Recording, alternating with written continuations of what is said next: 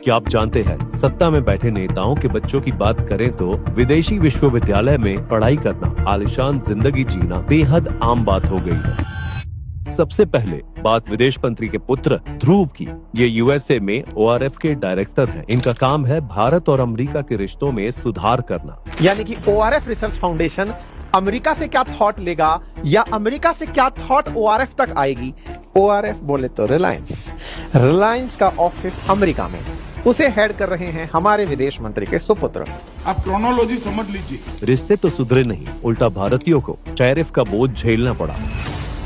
अब जब बात डायरेक्टरों की हो रही है तो क्रिकेट के इंटरनेशनल डायरेक्टर को कैसे भूले। पिता गृह मंत्री बने और ये ICC के चेयरमैन। पाकिस्तान प्रेम में डूबे इतने कि भारतीय झंडे से भी परहेज होने लगा और भारतीय खिलाड़ियों को पाकिस्तान से क्रिकेट खेलने पर मजबूर कर दिया। Jay Shah, do you think has he ever played the cricket? शहीद हो चुके हैं, तो इस वजह से मेरे ख्याल से तो अभी नहीं होना चाहिए। लेकिन पैसा दिखता है इन लोगों को, सिर्फ पैसा दिखता है। फेमस होने की बात हो तो टोल मंत्री के एथेनॉल बेबीज कैसे पीछे रहेंगे। तो 15 रुपए लीटर पेट्रोल का भाव होगा।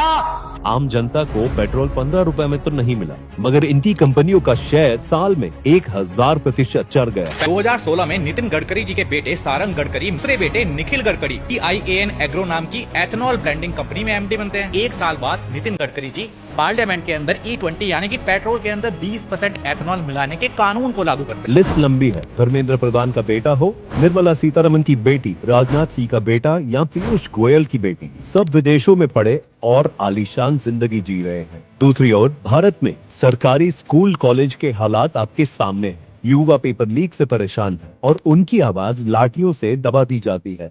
अमीर और अमीर हो रहा है, गरीब और गरीब होता जा रहा है। हाल ही में पड़ोसी देश नेपाल में युवाओं का गुस्सा भेदभाव, भ्रष्टाचार और परिवारवाद के खिलाफ सड़कों पर फूटा। भारत में भी हालात अलग नहीं। एक तरफा विकास और सीमित संसाधनों के खिलाफ, कश्मीर हो, लद्दाख हो या नॉर्थ ईस्ट, पूरे भारत में आक्रोश सड़कों पर है। सर, हम लोगों के साथ इतना अन्याय हो रहा है लेकिन कोई देख नहीं रहा है। अकेले लड़की थे, पुलिस वाला बर्बाद का फोटो चार्ज कर रहा था लाठी। बच्चों के लिए रो रहा हूँ, तुम्हारे बच्चों के लिए रो रहा हूँ। अब सवाल यह है कि सरकार इनकी समस्या सुन कुछ समाधान निकालेगी।